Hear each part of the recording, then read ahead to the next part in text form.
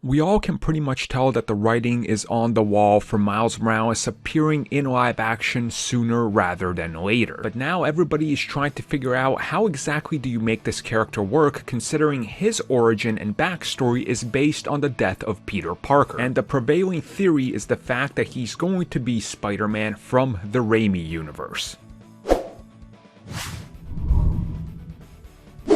So of course many rumors are out there in regards to what the future holds for Spider-Man. Now plenty has been said in regards to the future of Spider-Man, and certainly Sony has made it very public knowledge that they intend to do a Spider-Verse down the road. A live action one is something that they put off of doing and making it a cameo for the Spider-Verse film that came out that was animated, because they wanted to save that for a full-on live action treatment, which was confirmed by multiple people that worked on the Spider-Verse film, including the directors. When it comes to the comics though, Miles Morales' universe and how you put him into the Spider-Verse or live-action Spider-Man is going to have to be treated in a very unique way. You can't just say that he is a Spider-Man of his own universe, because that takes away a lot from who the character actually is and how his backstory develops and why people love him so much. So with that in mind, you have to look at the live-action Spider-Verse as something that they want to build up, and if Miles is a part of it, you would have to have a death of Spider-Man be something that pushes him to become Spider-Man on his own. Now of course, most recently we see that the upcoming Miles Morales Spider-Man game on the PlayStation 5 will take that sort of same basis, but of course will make him an official sidekick of Peter Parker. Thus they're not doing the death angle, which they did in the comics, but they're twisting around some of the elements, and people seem to be in support of it. But the latest rumors that are coming at us from insiders are the fact that they want to make Miles have a connection to a live action property that's already established,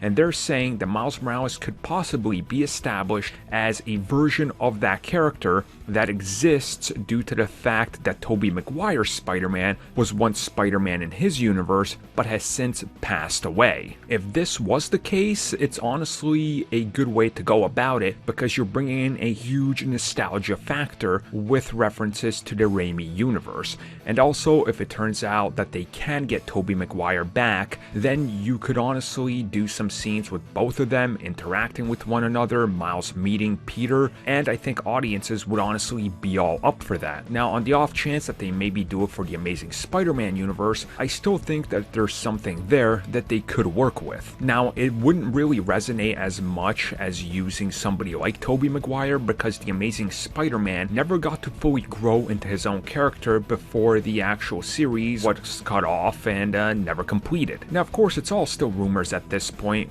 but there's definitely got to be some truth to it, because you would think that they would want to do it a way where Miles has connection to a previous version of Spider-Man, and I don't think it would really work to give Tom Holland's version of Spider-Man a sidekick already, considering he's still learning on his own and has mentor figures, because he's still a teenager. But who really knows what Sony's planning, what their ultimate goal is, and how involved Marvel Studios and Kevin Feige will be. But you guys, let me know your thoughts on this, because I'm pretty sure we're going to talk about this on an upcoming podcast, and it'll be interesting to see how this plays out if it ends up being true.